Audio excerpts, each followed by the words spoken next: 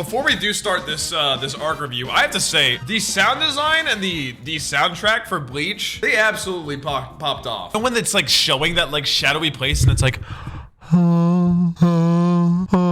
I swear my ballsack shrivels up and like enters me. Here we go, chat. Welcome one, welcome all. JackTheBus presents the Soul Society arc review. Everybody stay in your chairs. It's another classic JackTheBus presentation. First off, I would like to outline everything. I have finished the Soul Society arc. It is all on Patreon. If you want to check it out, patreon.com/JackTheBus for uncut timer reactions. So I'm officially like 110 episodes of the Bleach because the arc after is just straight up filler. So I'm at the triple digit mark in Bleach already. So I'm a bit of a professional. These will be correct opinions only.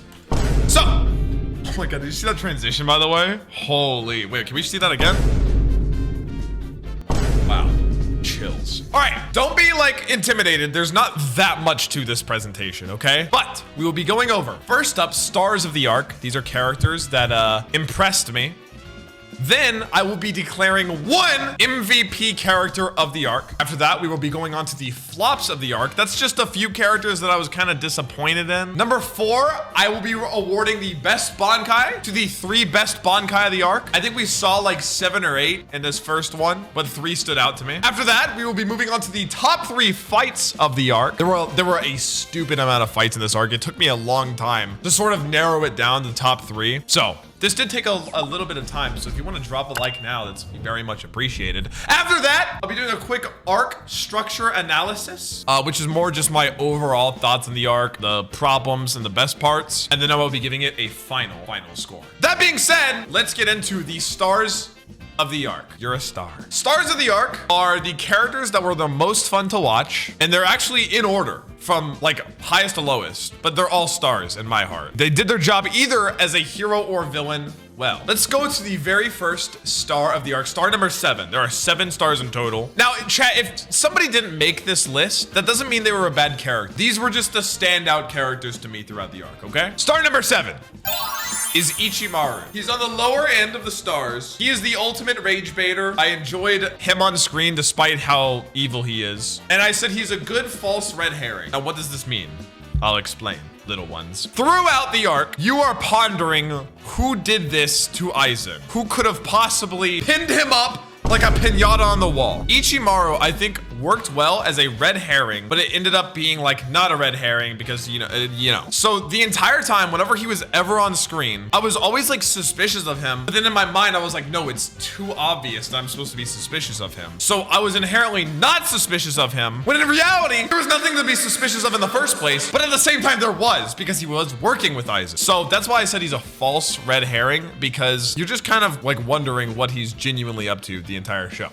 Moving on, star number 6. Can you guys predict any of the stars for this list? Star number 6 is Yoruichi. I was gonna say finally she's hot, but I don't want people to think the only thing I think of when I think of Yoruichi is objectifying her, but finally she's hot! She flexed on Suifan. That's one of the best, I think, moments of the arc. You genuinely don't know if she can take on Suifan, and then it flips it on its head, and it's like, no, she definitely can. She's literally the reason Ichigo could Bankai. The reason she's number 6 and not higher is because I looked at this as the arc as a whole. When you were a part of it, and what you did with your time as a part of the arc, Yoruichi in the first 50%, give or take, of the arc was like actually just AFK. So that's kind of the only reason she didn't go higher in the list. She still made a big impact and was still a great character. And I gooned.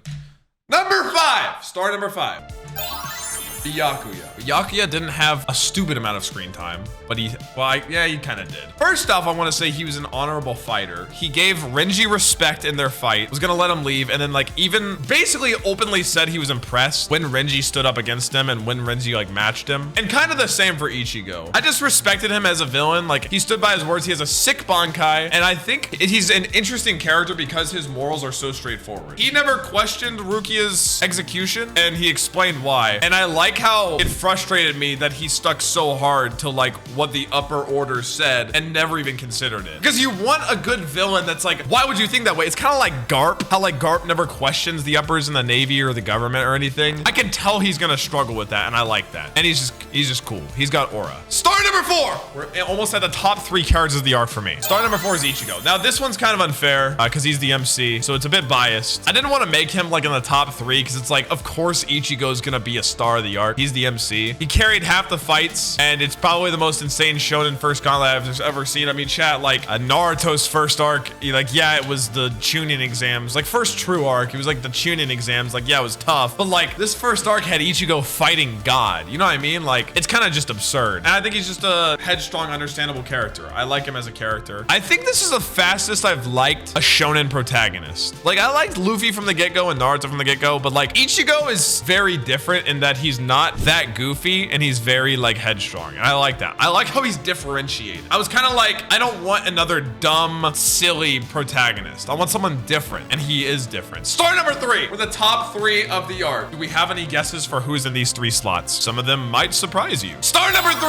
is KENPACHI. Hey, chat, don't call me predictable anymore. Everybody thought this was gonna be my number 1. He is number 3 though. What can I say? Absolute aura farmer. I think he's the most fun to watch fight out of anybody in the arc, simply because he's so cocky, but even if he were to, oh my God, his scar. Chat, that's why Charlie cut me there. That's why Cat cut me there. She was trying to make me like KENPACHI. Oh my gosh, chills. The whole like bit about him like hard nerving himself, that's why, like, explaining his character, why he's got the eye patch, why he's got the bells on his hair, was just one of the best twists. So I just thought it was so funny. I don't want you to see like a character in a certain place and be like, oh, this character is better than this character. I had to put people in different places, okay? I can't see the chat right now, but I just picture people mouthing that KENPACHI's at number 1. But I was not making this list with you guys in mind. I was making this with my personal preferences in mind. All right, star number 2. Now, I can explain very well why this is my number 2. Star number 2 of the arc is Ishida. And the biggest reason for this being that going into this arc, I did not like Ishida as a character. I thought he was lame. I thought he was too cocky. Now I've made a chart here, okay? We have a Heart of Gold section. Ready? Okay. Okay, we got Ichigo, you know, Rukia,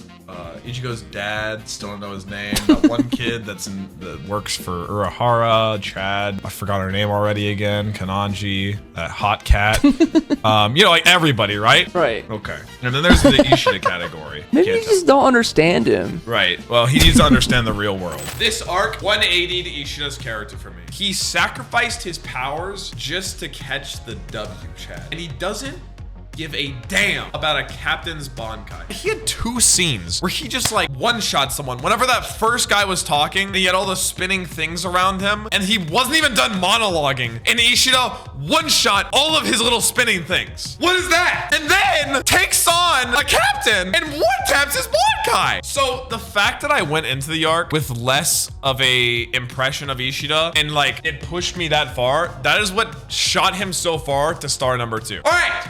Star number 1 of the arc. This one might shock people. This one might piss people off. But quite frankly, I do not care. My star of the Soul Society arc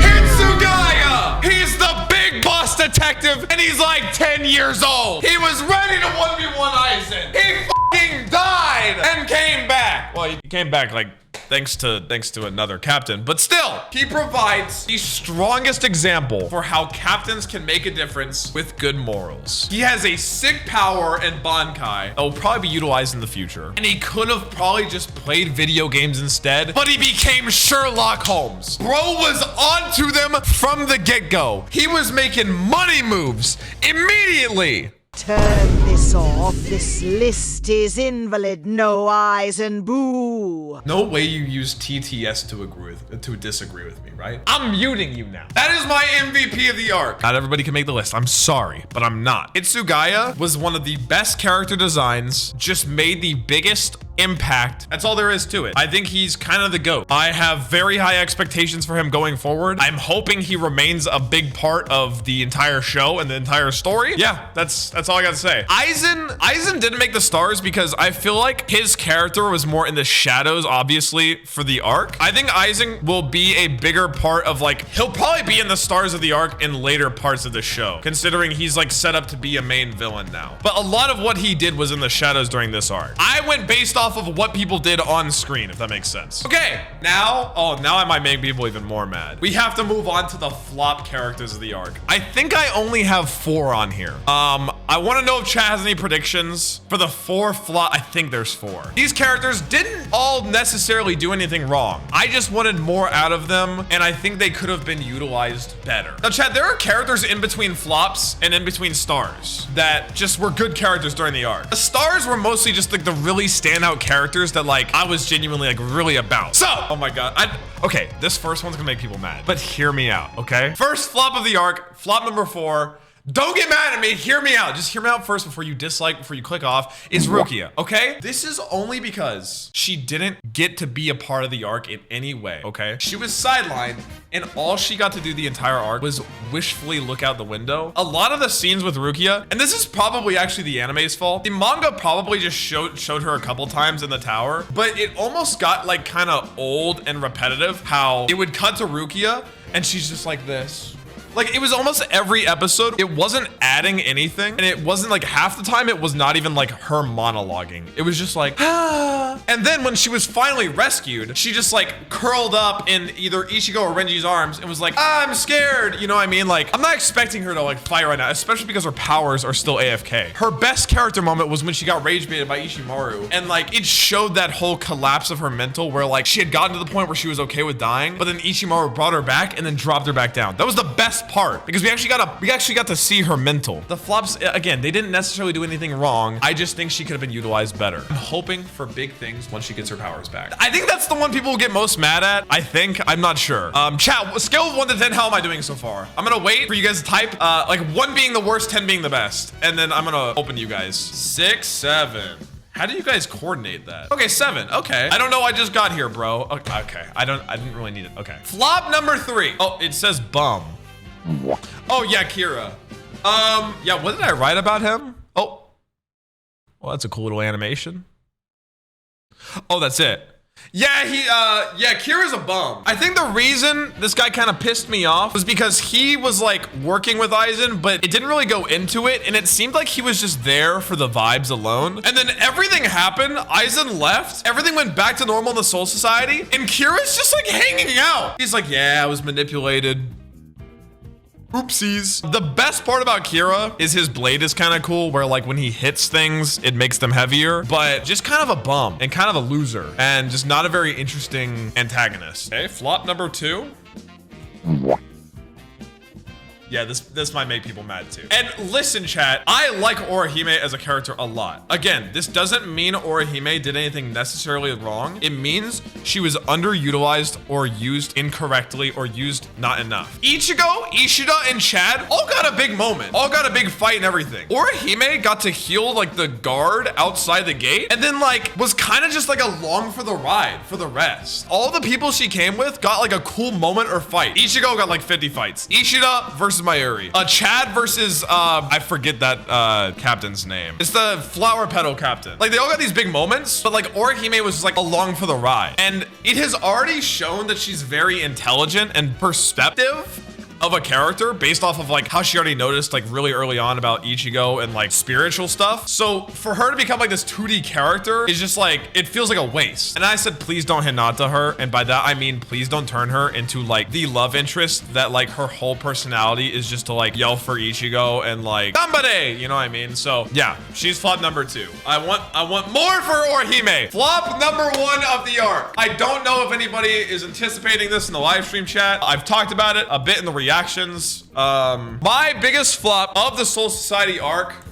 is Yamamoto. This reason being that he is the leader of all the captains, and bro had one voice line the entire arc. We never got to see his perspective on Rukia's execution. We never got to see what he thought about Aizen dying. It was like he was in the background as a background character the entire time, when in reality, he's arguably the most important captain and the one we should hear from first. The one we should hear from the most. But when Rukia was to be executed, didn't get anything about him. When Aizen died, we never even saw, like, what he literally just gathered the captains and was like, we're at war. Like, that's it. He provided nothing. He's probably being saved for later. So I'm not like that upset. It just seems stupid. They also blue balled his powers. Like, he was straight up at a fight two captains, and like there was like a 5-minute scene of him ripping his shirt off, and then that was it. Like, we never even saw anything because they never even fought. And he's kind of a sheep and a bum. I say a sheep because he, similarly to Byakuya, was fine with executing Rukia, didn't say anything. And then whenever Aizen revealed the entire thing, he didn't go, oh, my bad guys. Everything just went back to normal. Like, he never fucked up. Like, he was never investigative about the Central 46 or anything.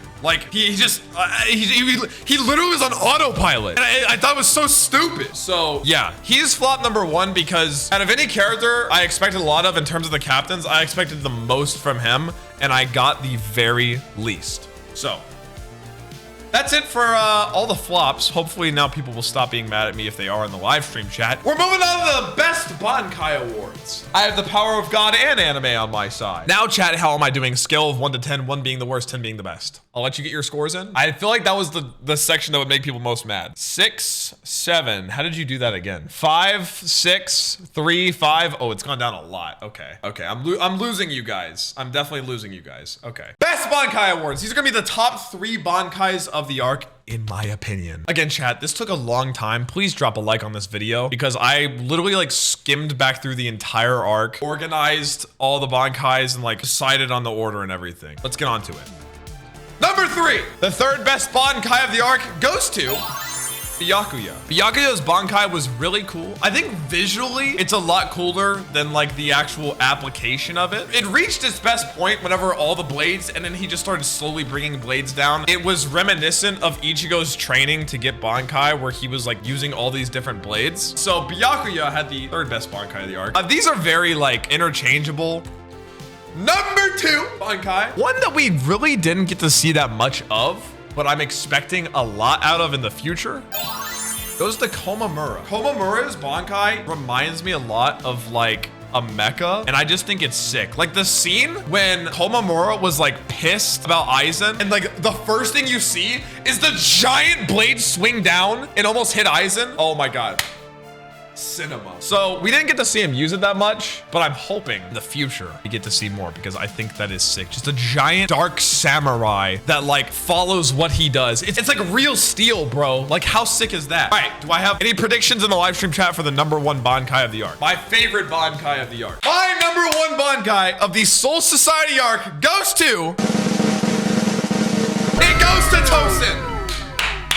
There are, let me break down. There are several reasons for this, okay? I think it's so cool how it directly correlates to the fact that he is blind. The fact that he is blind and his Bankai inherently blinds his opponent is so cool. The equalizer of that is just so sick. I think it would be less cool if it were like Byakuya's, where it's like a genjutsu, but it's not. It's literally just a giant dark tent minuses your senses. It literally forces you onto equal ground with him and gives him the upper hand because he lives his life blind. I think the more that a Bankai correlates to a character, kind of like Ichigo's, I'm expecting a lot more from Ichigo's in the future. I thought Ichigo's Bankai was cool, but not like this, you know what I mean? Whenever I started making this list, I already knew Tosin was number 1. It was mostly a matter of like 2 and 3 and like what made the list and what didn't. So yeah, Tosin's Bankai is my favorite of the arc. Now, top 3 fights of the arc. This took way longer than the top 3 Bankai because there were about 1 billion fights in this arc. But we have to crown a winner, chat. I'm gonna kick it off number 3. Oh, I do have an honorable mention at first. I do have an honorable mention. It was really hard deciding the number 3 spot because it was between that and this one. But I gave the honorable mention to Yoruichi versus Soifan. 1, because of the history between the 2 characters. And 2, the moment of Yoruichi when Soifan was like, I've developed this ability and I call it this. And then she used it. And then Yoruichi was like, oh yeah, I can do that. Snapped her fingers and then did it like 10 times better. Sick moment. Yoruichi versus Soifan, I wanted to give an honorable mention to because it was near impossible to decide like where it went on the list. So that's the honorable mention. Let's move on to the number 3 spot, which we'll go to Ichigo versus Byakuya. Some people might have expected this to be the number 1 fight of the arc. I was actually expecting this to be the best fight in the arc based off of like the build-up and everything. It was a good fight, and we got to see Ichigo's Bankai. Ichigo got to flex on Byakuya, but visually and conceptually, I thought there were 2 fights better than this one. This was still a banger fight, and I really enjoyed it. Don't see this and think that I'm like disappointed by this fight. This arc just had so much sauce. It was hard, like debating between all of them. Moving on to number 2. Second best fight, in my opinion, of the Soul Society arc goes to Ishida versus Mayuri. This fight was the reason Ishida was such a high star. I don't know what Corey's doing there. I had to censor the bottom half. I had to censor this because it's like his gut spilling out, bro. Yeah, bro. That whole moment, like, genuinely insane. And now I'm realizing it looks like his wiener's out. It's his intestines. I need to make that very clear now. Anyways, this fight was alone, again, what, like 180'd Ishida for me. It showed us that similarly to in One Piece, how Kaido was like, Haki is king. Ishida was like, Bankai is bullshit. Boom! And one-tapped him. I think it was mostly the shock value of that and how dummy Ishida went that cooked here. And there's the past of, you know, Mayuri experimenting on Quincy's that gave that extra oomph, similarly to Soifan and Yoruichi. I wonder if anybody has any idea what I gave the number 1 fight to. There are a lot of good fights in this arc, chat, but if you've been paying attention up until this point, there was one in particular that I liked the most. Drum roll, please! The number 1 fight of the Soul Society arc goes to Kenpachi versus, I said Tosin versus Komamura. Kenpachi versus Tosin. Look at the blade sticking out of him. Bankai versus no Bankai. Tosin brings Kenpachi into his environment in the pitch black. And what does Kenpachi do? He adapts. Him taking the hits of the blades as he analyzes how he is able to get on Tosin's level was, oh my God. Oh my God. He's so cool. Oh, he's so cool.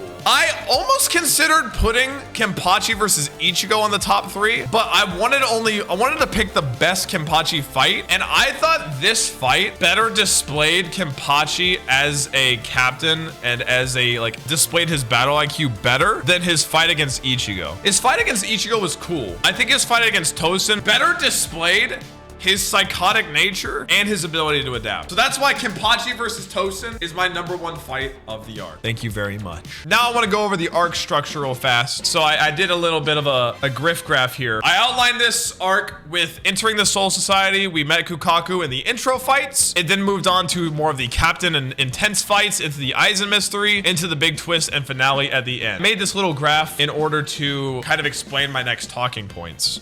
1, I think the arc had a genuinely slow start. Kukaku and Ganju's connection to Soul Society was like not intriguing enough, maybe because we didn't know anything about why they lived outside the Soul Society or anything like that. So I think this arc, by far the weakest part, is the beginning. Like fighting the gate guard, all of that. I even heard that in the manga, the gate guard, his arm is blown off, right? And then Orihime literally reattaches his arm. Like that gives Orihime such like credits that didn't happen in the anime. So by far weakest part of the arc is like the first 25-30%. The middle only felt lacking in parts because it was so dependent on Ichigo being a part of like every fight. So it would get to this point where Ichigo would fight someone and then he's injured and you're like, all right, there's gonna be like 2 or 3 episodes where he's injured and like basically AFK. So that was kind of not frustrating, but it almost felt like it was like, like it was like revving up and then revving up and then breaking. But it's cause it was so dependent on Ichigo. Like he was the only one that could take on captains and stuff outside of Ishida. I wrote speedrun at 60%. I don't know if I remember what I meant when I wrote that. I think just like everything started happening. The ball started rolling so fast with the Aizen mystery and everything when they were investigating it. 50-60% is when it like starts like hitting the gas. And the arc is at its best 75% onwards. One of the biggest things I don't know if I mentioned in the reactions. One of my biggest questions whenever the arc started was like, why are all these these captains just AFK? Why are they not going after like Ichigo when he's fighting Renji? But my favorite part was discovering over the course of the arc how many of the captains genuinely disagreed with Rukia's execution and learning that through their actions. Like, it didn't just show you all of them disagreeing until the very end when all of them just turned. So I like how I was questioning this like silly plot hole at the beginning, but it ended up making sense. And then the final 6 or 7 episodes of the arc is it's just cinema. I couldn't stop watching. I think I watched the last 6 or 7 in one sitting. That being said, chat, it's time to give the Soul Society arc its final score. With all of that being said, I have crunched the numbers. I have looked at all the fights. I have looked at the pacing. I've looked at everything. We here at JackTheBus Studios rate things on a scale from 1 to 10, with decimal points being allowed. Through the slow start and eventual hype that was the fights and the discovery of all of the systems between the captains, Ichigo's Bankai and Bankai training, and Yoruichi's distracting beauty, I give the Soul Society arc an 8.5 out of 10. Certified fresh on Rotten Tomatoes. Certified fucking banger. Oh my goodness gracious. Not a perfect score, but damn is it close. 8.5.